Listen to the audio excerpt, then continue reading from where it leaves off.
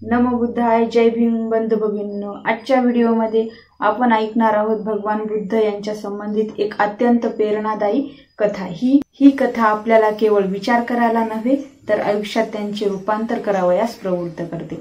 एकदा भगवान बुद्ध नदीकाठी प्रवास करत होते। गावकरी त्यांच्या प्रवचनासाठी येत होते, पण एक मनुष्य जास्त वेळ येत होता तरी त्याच्या आयुष्यात काहीच बदल होत नव्हता। एक दिवस प्रवचनानंतर तो मनुष्य बुद्धाकडे गेला आणि म्हणाला, गुरुजी, मी एक चांगला मनुष्य बनायचं ठरवलंय, पण तुम्ही जे ज्ञान मला देता ते ज्ञान आयुष्यामध्ये कसे वापरायचे ते कळत नाही। भगवान बुद्धांनी उत्तर दिले, ज्ञानत्व म्हणजे फक्त ऐकणं किंवा जाणून घेणं नव्हे तर त्याचा उपयोग करावा लागतो। तेव्हा ज्ञान कर्माच्या रूपात अंगीकारलं जाते, तेव्हाच खरं परिवर्तन घडते। ही खरी शिकवण आहे। कितीही उंच चिंतन, कितीही महान शिकवण जर ती आपल्या आयुष्यामध्ये अंमलात आणली नाही तर त्याचा काहीच अर्थ होत नाही। भगवान बुद्ध यांनी आयुष्यात दिशा देणारे अनेक संदेश दिले आहे, त्यातूनच हे काही।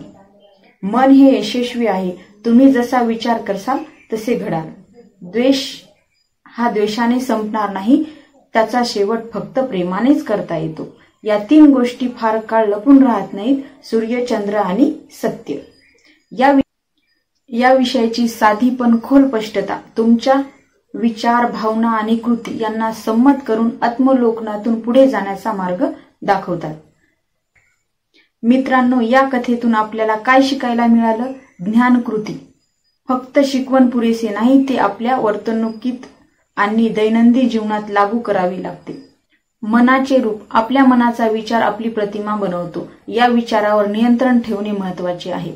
प्रेमाचे बळ, द्वेषाने प्रेम आणि करुणा हेच मन शांतीचा खरा मार्ग आहे। जर तुम्हाला हा व्हिडिओ आवडला असेल तर लाईक करा, शेअर करा, आमच्या चॅनलला सबस्क्राईब करून पुढील प्रेरणादायी व्हिडिओसाठी बेल आयकॉन दाबायला विसरू नका। तुम्हाला हा विचार आजच्या जीवनात कसा उपयोगी पडला हे कमेंटमध्ये जरूर सांगा। धन्यवाद।